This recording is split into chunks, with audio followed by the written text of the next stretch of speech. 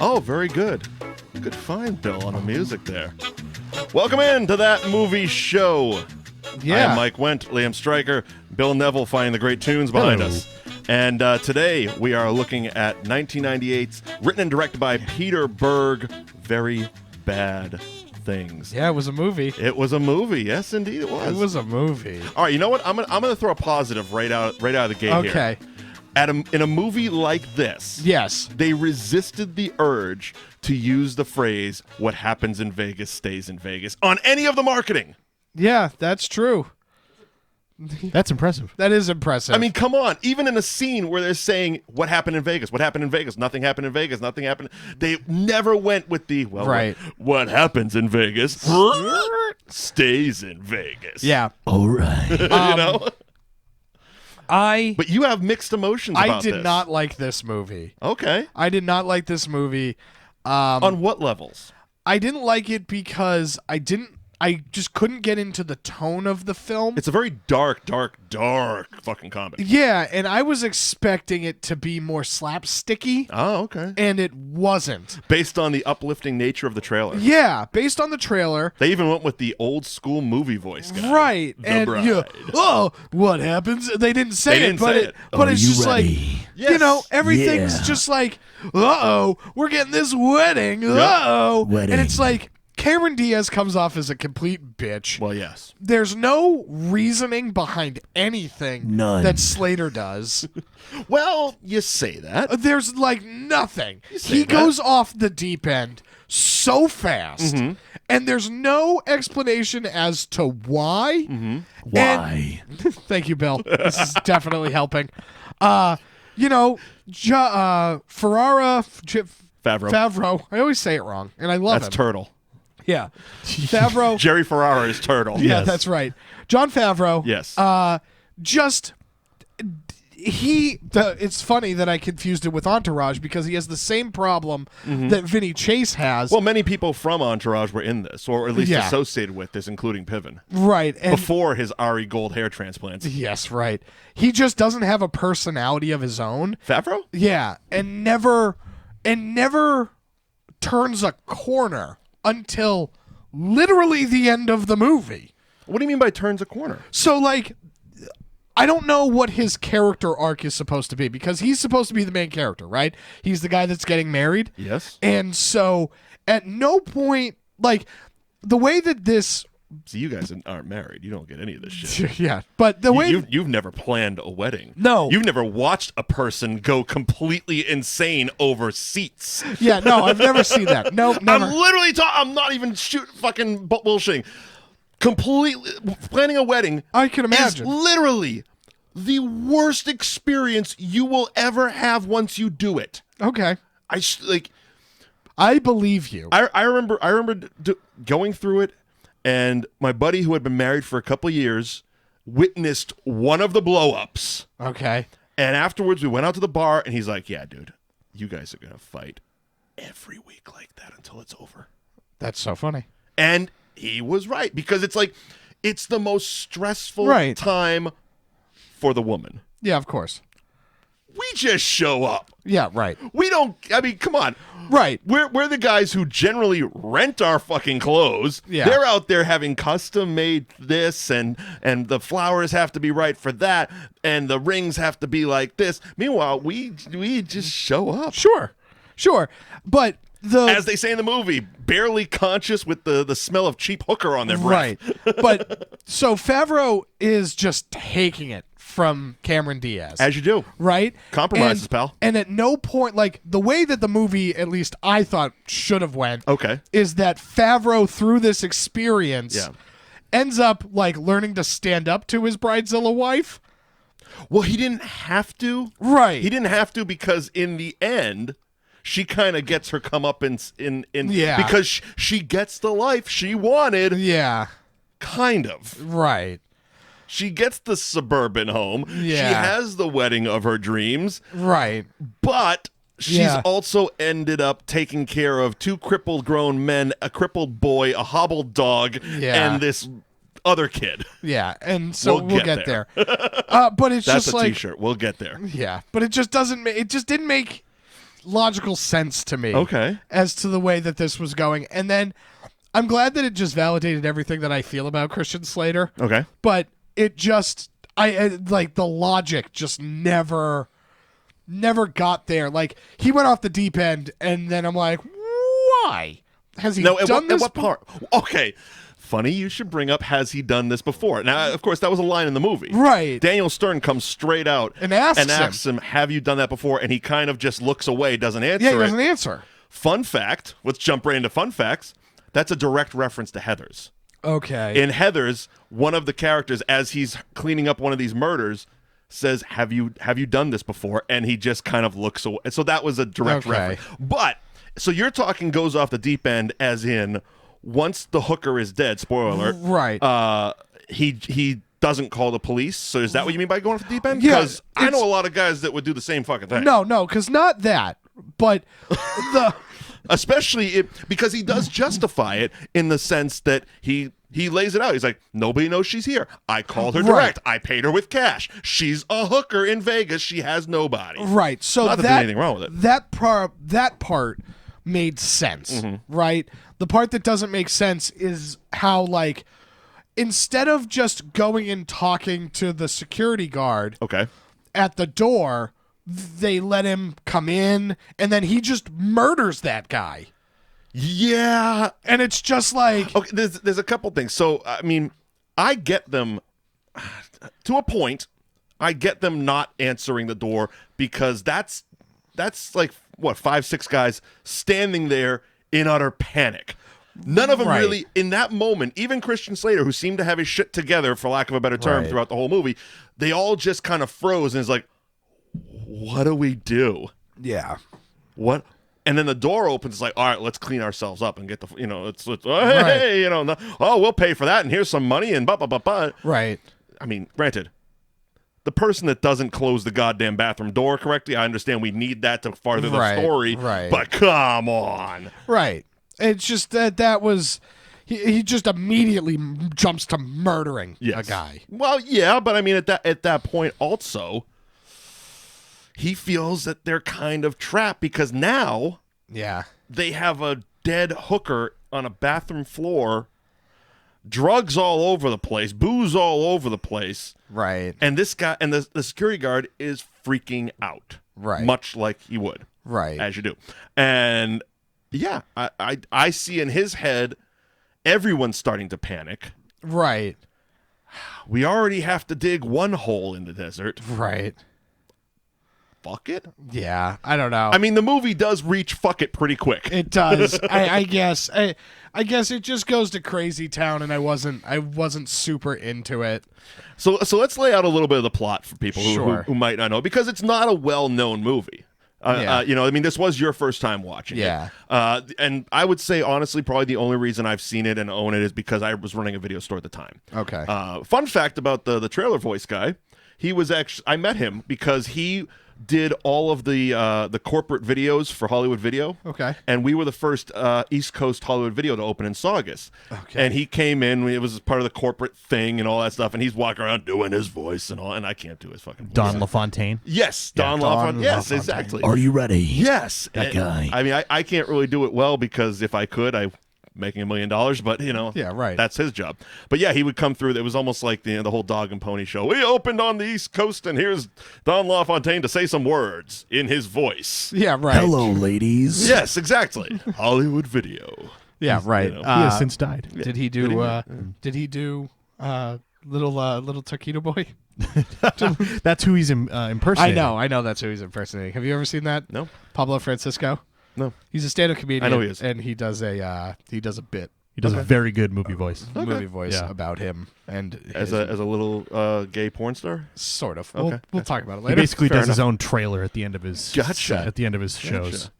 All right, so before his wedding to his fiancée Laura, who's played by Cameron Diaz, Kyle Fisher, played by Jon Favreau, organizes, or at least is wrapped into his own bachelor party in Las Vegas, which is organized by his friend Robert Boyd, played by Christian Slater. Yeah. Joining them on this romp through Vegas is his friend Charles Moore, played by Leland Orser, and the two brothers who are friends with him, Adam and Michael Berg'S, played by Daniel Stern and Jeremy Piven. So They get out to Vegas. They're having a good time. They got the Frank Sinatra suite in whatever big hotel they're in.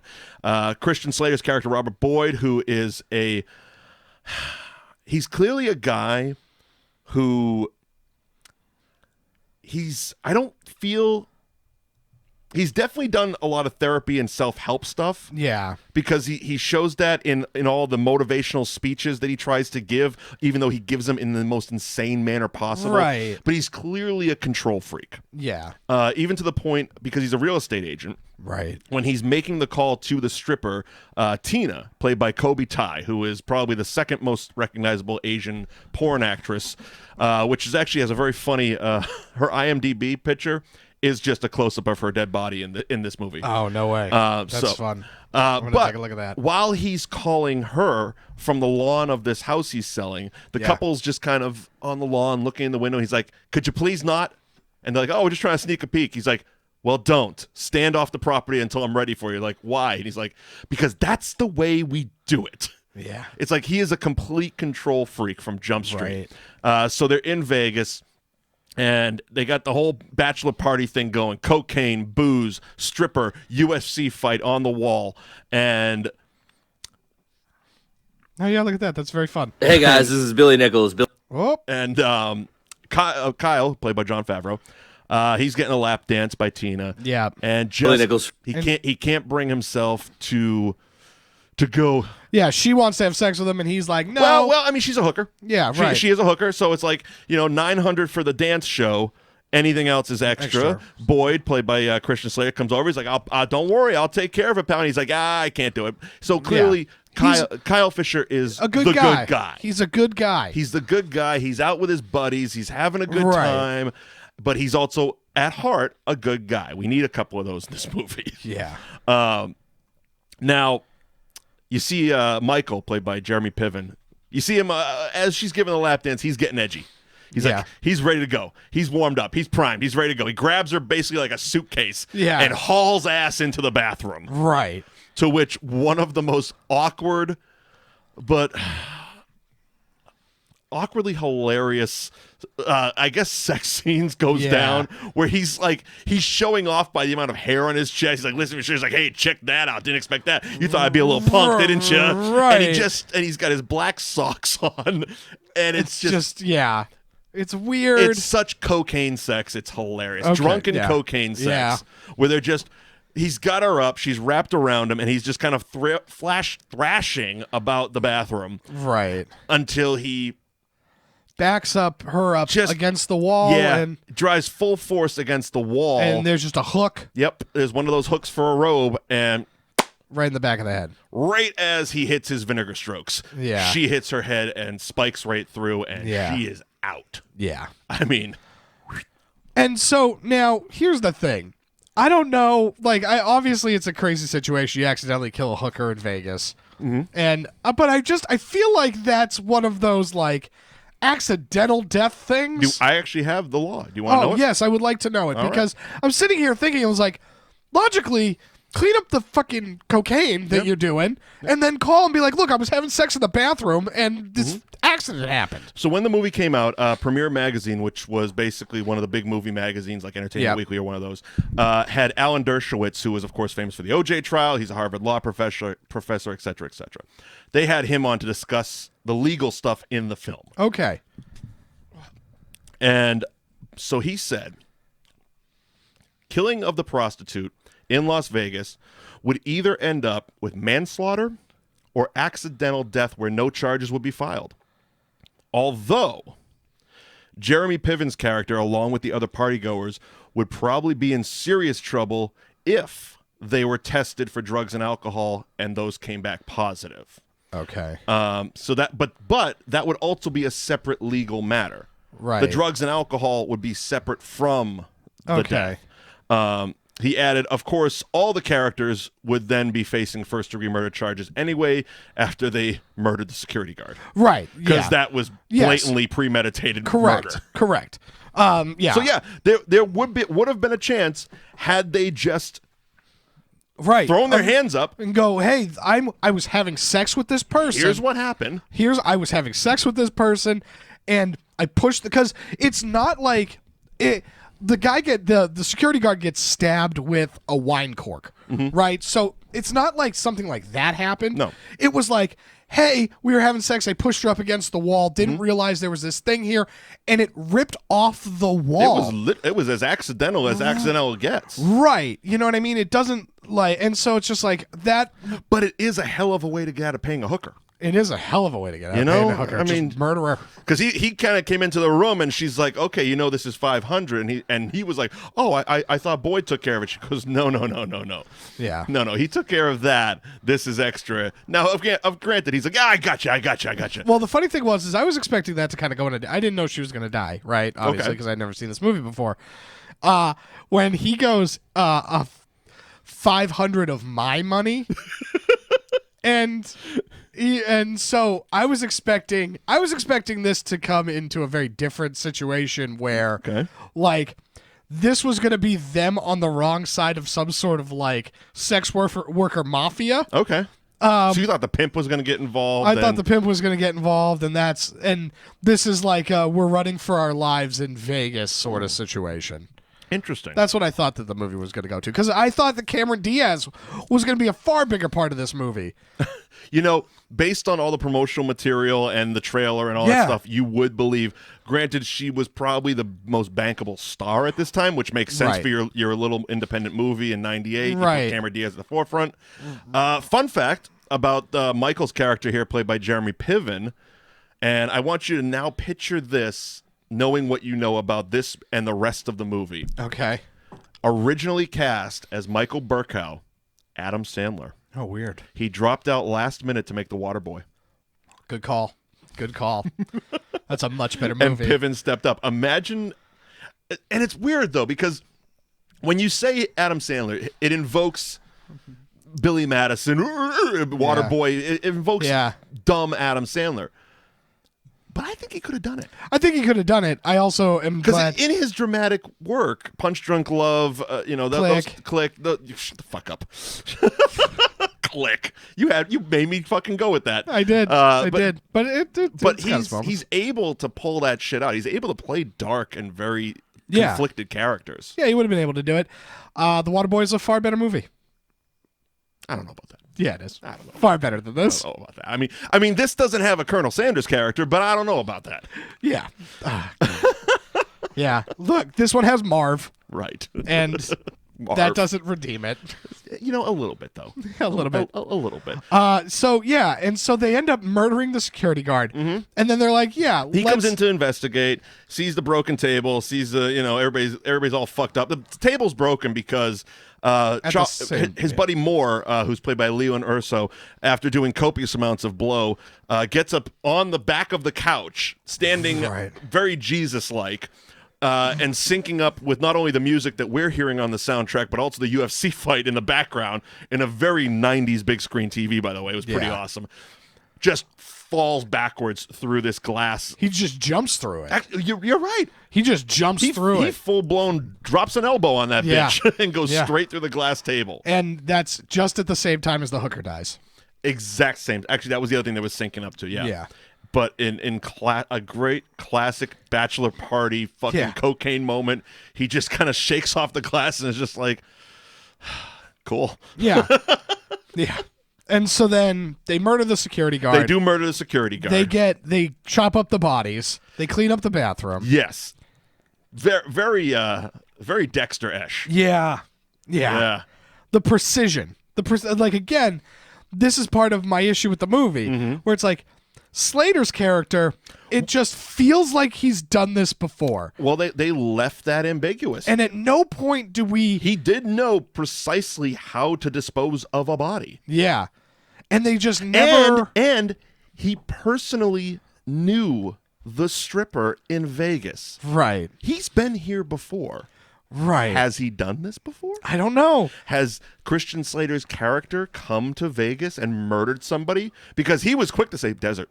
Yeah. Now, granted, anybody who's seen any mob movie would know Vegas desert. Right. There's a lot of problems to solve out in the desert. Right. It just a little goes a long way. Right. And That's a trope that independent films kind of get into, and it's not a good one, where it's like, we're going to leave it up to your imagination. And it's just like, no, there's a difference. Would you have liked a backstory on him? Like, if they went into, how would you have given the audience Robert Boyd's backstory of being a murderer? See, I'm okay with us not knowing it up front up until the disposal of the two bodies, right? Okay. But so you're thinking at some point later on in the movie? Some point later on in the movie, because at no point did we... I mean, I think it's established because he's quick to murder everybody. Right. And when there's no, like... And there's really not a reason. There's no thought, there's no reason, there's no like, hey, let's take a moment because we really don't need to kill this guy. Right. But he's quick to jump on fucking, get a knife, he had a gun. Right. Yeah, and that's what I'm talking about, is that at no point do we, like in those later murders, do we get an explanation. Mm-hmm. I also hate the fact that it's just like, hey, clearly this guy is picking off everybody. Let's go to the cops, because that's got to be better than what's going on here. Well, at that point, okay, we're jumping ahead a little bit, but at that point, once he's picked off Janine Triplehorn and Jeremy Piven, in the same night, and basically made it a murder-suicide scene, right? At that point, the only people left are Moore, who's kind of a shut-in, and really, he just wants to get through. He's really, in all honesty, Moore is the only real redeemable character out of all of them, right? Because every time they're in these positions and they're in this trouble, he just keeps sitting like, once this is over, I'm going to join Greenpeace. I want to go get myself a big brother, big sister program. I want to get myself, like, it was one of those laugh out loud moments where he's digging a hole in the desert. He's like, I want to go get myself a little black brother. Yeah, right. Like, I want to do big brother, big sister, and I want to get myself a little black brother. You know, and I'm just like, God, that's funny. Yeah. And he wants to work with animals. He wants to work with children. He just wants to do good things after this is all over. Right. So he's just trying to coast through. Yeah, he's trying to get through. Okay. Favreau just needs to get to his wedding. Right. That's as long as he can get past his wedding day. Yeah. Like even when he reveals to Cameron Diaz everything that's happened, even she's like, just get through the fucking wedding. Right. That's all I give a shit about. Right. Like, even at the wedding, when she bludgeons Christian Slater, she's like, put him in the shitter and get down there. Right. It's like, I know. Let's just get to the fucking wedding. Yeah, let's get there. You know? We'll deal with him afterwards. Right. Which they do, but we'll get there in a minute. Because we get to then the rehearsal dinner. Okay? Right. Where... Yeah, because Daniel Stern is just falling to pieces. Well, yeah, okay. Daniel Stern is supposed to, I feel, play the moral compass in this. Yes, he is. Well, I related a lot more as far as moral compass is concerned to the Moore character, who's just get me through it, and just get me through it, and I'll be a good person. Right. I've done some bad shit in my life, but just get me through it, and I'll be a good fucking person. Right. But Daniel Stern is supposed to be the moral compass. He's the family man. He's got 2 kids. One of them has some kind of ailment, one of those old timey diseases. Yeah. that renders you a crutchy. Yeah. That's terrible. But but the kid. I mean, there's again another laugh out loud line, which is probably horrible in 2018 culture to laugh at. But there's a fight that ensues between Jeremy Piven and Daniel Stern, who will play brothers, at the rehearsal dinner. Oh, this line was very funny. And Jeremy, because he starts talking, he's like, I have a wife, I have kids, and Jeremy Piven cuts him off with, oh man, your kids are one crutch away from a fucking telethon. I laughed very hard at that. Mic drop, bitch. I laughed was so funny. hard at that. Right. And so now this again goes into my issue with... But Daniel Stern's breaking down. Right, he goes fine. goes to the gas station, has a complete meltdown because there's also a cop who just happens to be at the fucking gas station. Also, was that the guy that asked him about the minivan? Was that Josh Brolin? It wasn't, but it looked just like him. I saw that. Well, that was the thing. Is like I saw that and I was like, is that Josh Brolin? Right. So he's at a gas station and some dude asking him. So of course, he's completely paranoid. Yeah, he's losing his mind. Completely losing his shit. While they're out in the desert, he makes them unpack the body parts and then repackage them so that the guys with the guy parts and the strippers with the stripper parts. Right. Because in Jewish law, culture. yeah, in Jewish law, they have to be together so they can their body. I'm also pretty sure you can't cremate in Jewish culture. Yeah. So I don't know where they stand on murdering hookers and then cutting them up, but as long as their body parts are all together, right, we're okay. We'll get a C+ on this one. Yeah, right. You know what I mean? Right. So he's flipping out. He finds a newspaper about the missing security guard, realizes he's a family man with kids, and now he's even more pissed off. Right. But he's taking out his aggression on his brother. Right. Even though it was Christian Slater that killed the security guard. Yeah, right. I mean, clearly they got a very contentious relationship. Right. From Jump Street, they were, it was one of those things where it felt like they all worked together. Right. Okay. Jeremy Piven, Daniel Stern, and Jon Favreau all work together. Yes. They all seem to work for, or at least in a manager subordinate capacity. Daniel Stern is the manager. Right. He's risen a little bit higher. Kind of a telemarketing type of thing. Something weird. They're in cubicles with headphones. Some sort of customer service thing. Yeah. Yeah, well, and then they go into the fact when they're in the middle of the desert, and again, this never pays off. Like, hey, man, we all think you're gay. And it's just like, what? That never gets paid off at all. Maybe that's just a brother thing. Sometimes you're throwing barbs left and right.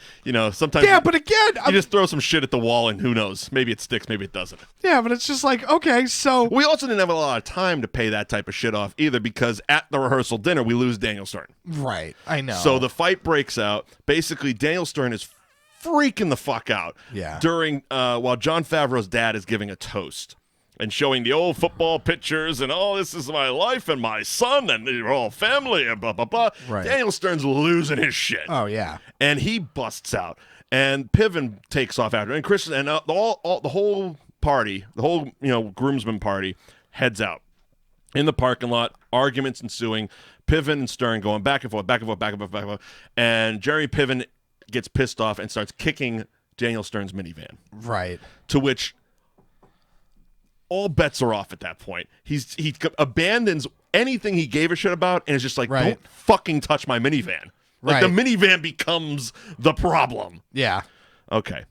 So Piven just kind of breaks away. He goes to his car. They're like, all right, problem child's gone. He's going home. No, he's not going home. No. He's making about face. He's going to crash his truck into the minivan. Yeah. To which Daniel Stern steps in front of it, gets crushed, jumps right in front of it, and just gets demolished. Right. In a great practical effect, by the way. Right. Very, very good. I mean, the body, the crash, the whole deal, very, very good. Yeah. So, we're at the hospital. He obviously dies, but before he dies, he whispers something to his wife's ear. His wife, Lois, played by Janine Triplehorn. So we don't know what it is. And as Christian Slater says, now the mission is to figure out what Lois knows. Right. And so... But now Piven is even more fucked up. Right. Oh, that was a very funny thing. At the funeral for David Stern, you hear this wailing, and then it's Jeremy Piven. Fun fact about the funeral. Rabbi played by Jeremy Piven's dad. Oh, very fun. Yep.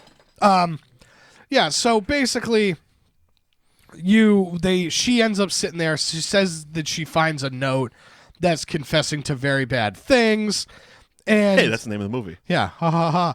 And so she gets the groomsmen all together. And I'm waiting for Christian Slater, and this was pretty good because it built the tension in the scene very well, where he's sitting next to a block of knives, and he's just playing with it. Kind of like in and out, in and out, in and out, in and out. Yeah. And so... But she can't see that. But the three guys can. Right. And so that was a good bit of tension, but they end up calming the situation down. And kind of. By saying that Daniel Stern's character had sex with a hooker. Right. Which, again, another moment that kind of made me chuckle. So basically, she's trying to get information because he's whispered something. She claims it's in a letter, whatever the fuck. Right. But she's trying to get information out of him. And Jeremy Piven is on the verge of cracking. Right. And she's barking, and Christian Slater's kind of chirping in her ear, and she's trying to shut him the fuck up. And Favreau just kind of stands up and goes, here's the deal. Right. Daniel Stern in Vegas had sex with a hooker. Right. That's what happened. And she kind of takes a step back, and they cut to Christian Slater, and he goes, it wasn't the first either. Yeah. He's got a thing for these Asian hookers. And I'm like, why are you piling on? Right. What's the purpose of piling on this dead guy's wife's problems? I know. And so it was just stupid. I don't God. And so then they take Jeremy Piven out to the bar. Yep.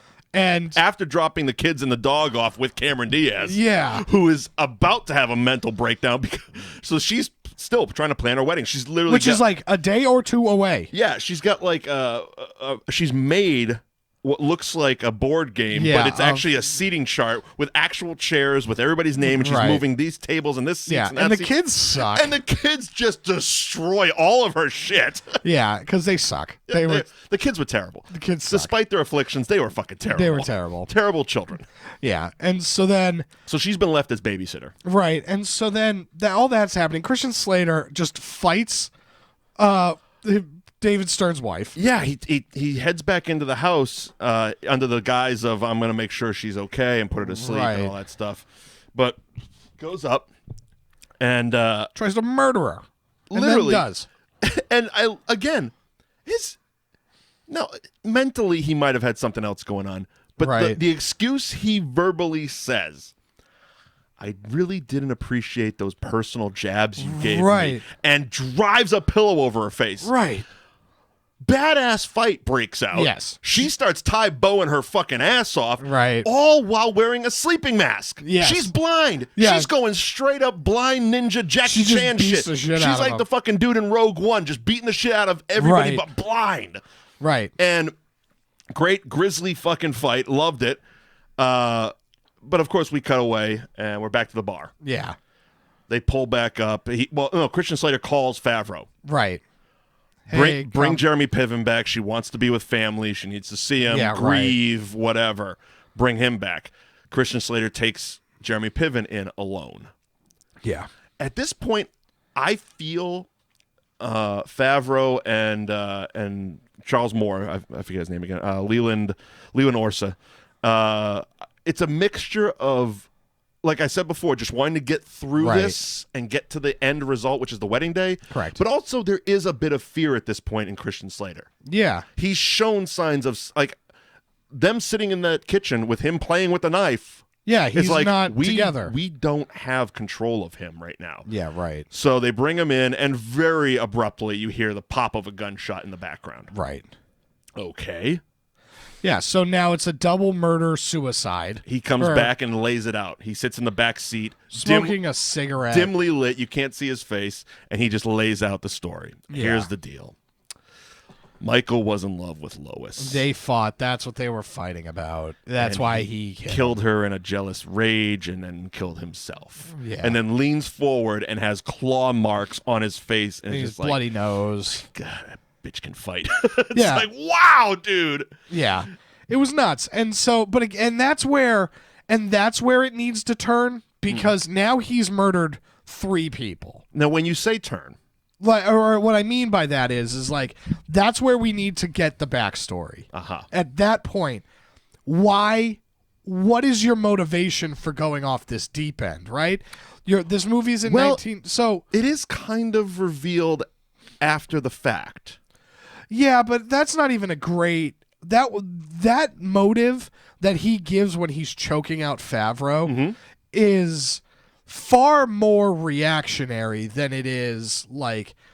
That's some weird... The calculation doesn't make sense. So what we're referring to is the very next scene is now Cameron Diaz and Jon Favreau sitting in an attorney's office going over Daniel Stern and his wife's finances and all that stuff, because they've been now written into the will as guardians of the children, and what do we have to deal with that? So initially, the guy says, well, Adam had a $500,000 life insurance policy. Right. And I like the back and forth. I like that kind of snappy dialogue where it's like, what does that mean? That means we have $500,000 to take care of kids. But to the attorney, no, not really. Yeah. And he just starts hitting that thing, and that accountant's fucking register thing, that noise, and you can see in Favreau's face every time that noise hits, it's like, oh, because he knows that that's money dropping further. Yeah. So they go from $500,000 basically to $14,000. Right. And now they're left with 2 kids, a dog that they didn't want, Right. and $14,000 to deal with all that stuff. So we get to the wedding, and yes, as we mentioned, Boyd, who's played on Christian Slater, confronts Jon Favreau in the bathroom about the money. Right. What do you think this is all for? The fucking money, man. Yeah, Now, that's the thing that I'm like, I don't know, man. That's a lot because that's so pre-calculated that it was like, where did that turn? Because clearly the hooker wasn't planned. No. Then the security guard was out of necessity. Yep. Right? And then you didn't murder David Stern. Stern. Yeah, you didn't murder him. Basketball guy. Yeah, that's right. David Stern's the commissioner of the NBA. You know what I mean? You didn't murder him. So then this Jeremy Piven and Triplehorn situation is very much not premeditated for money. You know what I mean? And no, and I'm not going to sit here and try to justify the money argument. It was. I feel it was put in there just to have one more fight. Well, it's to have. It was put in there just to have them to have a scuffle in the bathroom to get to Cameron Diaz knocking out. Yeah, Christian well, Slater. it's to get rid of. To get Slater to turn on Favreau. Right. Because if everything just went smoothly, everything would have just went smoothly. Right. There would have been no conflict in the end, and we wouldn't have got to our ending that we needed. So they start fighting in the bathroom. Cameron Diaz busts in, hits him with, what, I guess, a coat rack. It looks like a stanchion. It was something big and metal with a big, Yeah. like, spirey type of bottom to it. Yeah. And busts him in the grill a couple times. Tells Favreau, put him in the crapper and get your ass outside. Right. So we're in the wedding. All is going well. I mean, the seats don't have cushions on them, so Right. there is that problem. That was an issue earlier in the movie. It came back around. See, they paid some shit off. Yeah. He couldn't get cushions on the fucking seats. Yeah, because he didn't care. Yeah. Right. So, the best man, Christian Slater, is not going to make it. Moore's going to fill in for him. Yeah. We got to get the rings. Where are the rings? The best man. And Christian Slater's crawling, bloody to all fuck. Right. Crawling up the steps. And another... This one still... I've seen this movie a bunch of times. This one still tickles me every time. When Moore opens up the door, knocks him down the steps, right. Goes to reach into his jacket for the rings, and Christian Slater grabs him, and we cut to the church and hear Moore off camera just scream, Jesus fucking... I don't know why, it just tickles me that he was just that scared in that very moment. So he comes back, no worries about blood, it's a white suit, right. but whatever. Yeah, right. That's something that I've always picked up on in movies. The continuity of bloody hands not leaving blood prints. Yeah. It happens quite a bit where you'll see someone and their hand on the backside completely drenched in blood. But never on the And then front. they grab something, in this case, a white tuxedo jacket. Right. And they take their hand away and it doesn't leave anything, meaning there was nothing on this side, as in Right. they just painted. And it's always, I've seen it in so many Oh, movies. yeah. And I'm like, God, that just bugs the shit out of me. All that tells me is you just didn't have enough for multiple jackets. Yeah, right. So you didn't want to fuck up a jacket and then have to go wash it to redo a second take. Right. Ugh. That bothers me. Yeah. Yeah. But. Yeah, so Cameron Diaz now tells Jon Favreau, take Boyd's body, drive out to the desert, bury it in a hole, might as well kill Moore as well, and take that fucking dog with and kill the dog. And kill the fucking dog. Yeah. And it's just like... This poor son of a bitch. Yeah, I know. Jon Favreau. All on his wedding day. Yeah. All he wanted to do was just get married. Right. And we get out there, and he's going to go and has a change of heart. Yeah. Doesn't want to murder Moore. He doesn't want to murder his friend. Right. It's his and even she says, I know he's the only friend you have left. Right, but you got to flush the toilet. You got to flush that toilet. Rip the Band-Aid off. And so then they're driving back, and then somehow go head-on collision into another car. Yeah. And it's just like... Well, I think they were taught there was some kind of distraction. Maybe they'd nodded off or something. I mean, it was a long day for them. That was his wedding day. They were still in their tuxedos, you know. But that was actually a scene where Moore was in the hole talking about wanting to join Greenpeace and shit like that. And I'm just like, this is just a good guy. Yeah, he's just a good guy. He's just a good guy who likes his cocaine and Greenpeace. Right. And so then... But head-on collision, bodies flying through windshields. Yeah. So Favreau's now wheelchair bound. Both of them. Yeah. Favreau has the use of his arms, But no legs. no legs. Moore is literally strapped in and controlling the wheelchair with a straw in his mouth. Right. So he's completely quadriplegic. Yep. The dog lost a leg. Yeah. So he's now a 3-legged dog. They got the 2 kids, one of which is crutches and helmet bound, and the other one's just an asshole. Yeah, just a dick. And Favreau's trying to be dad of the year while in a wheelchair. The kids are just shitting all over him. Yeah. And now Cameron Diaz comes out of their nice suburban cul-de-sac home, haggard as all fuck, who's just got done cleaning the bathroom, and she's just looking at this mess of humanity in her backyard. Right. And you can read on her face, what the fuck happened to my life in the course of a day? In the course of 48 hours, You know what I 72 mean? hours. Give it 2 days. Yeah, give it 2 or 3 days. And you can hear as she's having her mental breakdown, Right. and about to start running into traffic and collapsing in the street, you can hear one of the kids going, and tell that bitch wife to clean the bathroom. Wow, those kids sucked. Yeah. This movie is such birth control. Well, it's just like, it's a bunch of shitty people and shitty things. You know, I feel the same way I feel about It's Always Sunny in Philadelphia, where it's like, you're all just too shitty for me to enjoy this. See, I feel Sunny is a little bit different. Sunny isn't... They're not shitty by nature. Yeah. They're just too dumb to know anything else. Yeah. I'll give it, Danny DeVito is a shitty person. Right. But the actual gang Yeah. in the bar are just dumb. They're dumb. They're But dumb people. Right. We actually talked about this the other day. There's 2 types of stupid people. Right. There's stupid people who accept the fact that they're dumb and they just live their life as a dumb person accordingly. Right. And then there's the other type who's dumb, but they believe they're the smartest people on earth. Right. That's the Sunny people. Right. They're stupid, but they believe they're fucking geniuses. Yeah. And that they can fix all these world problems, all this shit. And it ends up getting fucked up. I love it. But see, again, I like this type of humor. Yeah. I like this depths of shittiness in my humor. But yeah. Yeah. That is... Very bad bad things. Peter Berg's directorial debut. He actually also wrote the script. He's gone on to... Well... How do I put this? He's made friends with The Rock and Mark Wahlberg, so right. He's done well for himself. He's doing okay. You know, he directs basically their movies. You know, he did The Rundown with The Rock. He's a big player on Ballers, not only acting but directing and producing. Mark Wahlberg also produces that. He's done all those Mark Wahlberg I Saved the World type movies. That's Peter Berg.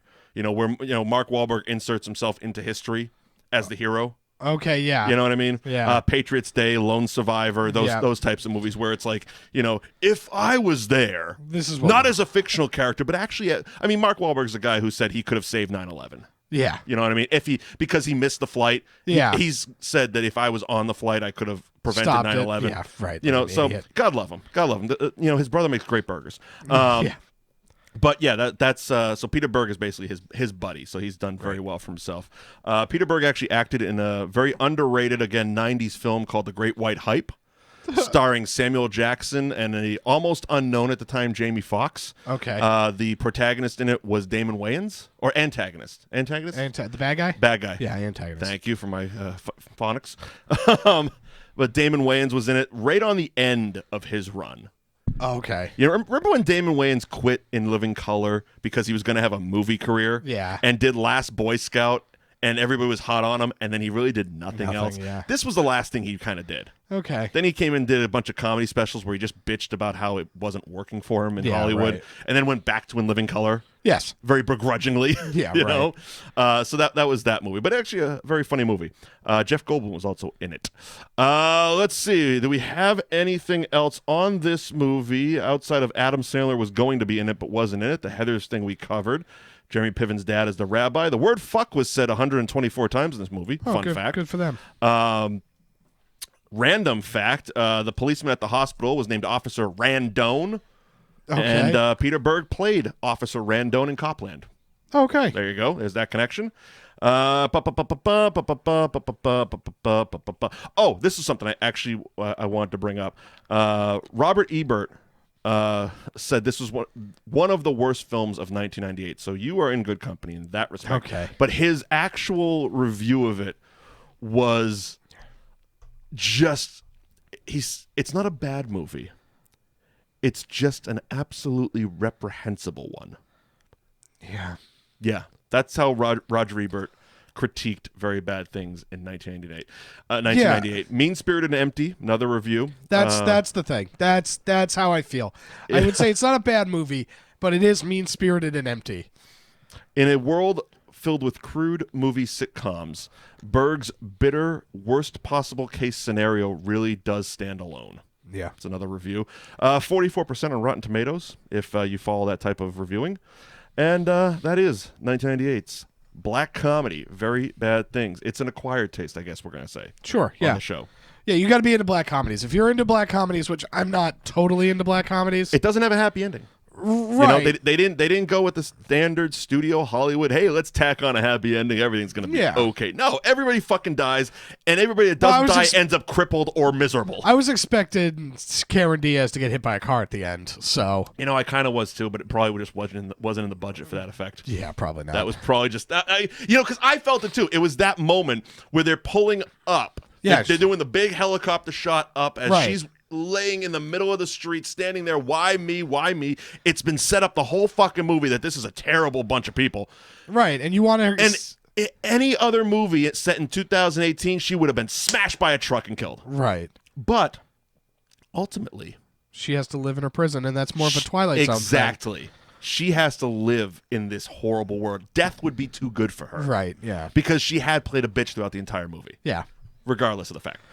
Coming up next week on That Movie Show. This is, I have never seen this completely. Oh my God. Okay, I'm gonna have to check it out. I know I've seen it for like $5 on Blu-ray at Best Buy, so I think I'm gonna pick it up. Flash Gordon from 1980. Bill, can you start that over again? Yes, please. Let's get a good big build up to this one.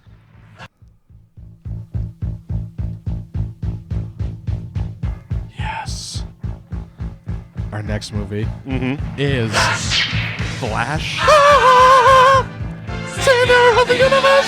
Savior of the Universe. Bill, have you ever seen this movie? Nope. Oh, Bill, we're gonna watch this movie. The only thing Flash Gordon I've seen was his appearance in Ted. Oh, I love the resurgence of him. Again, another guy who just loves hookers and cocaine. That's all I know about Flash Gordon because I've never really seen the whole thing. I know he's a football ex-quarterback type of deal. I remember when Brady went down, I fucking tweeted out the Flash Gordon football card, and Sam Jones actually retweeted it, which I was like pretty happy about. But yeah, Flash Gordon from 1980, the original Flash Gordon movie. We'll be covering that next week on That Movie Show. Thank you for joining us. Mike Wendt, Liam Stryker, Liam NAI on Twitter, Bill Neville NAI on Twitter. Thank you for joining us, and we will see you at the movies. Oh, wow, fuck off.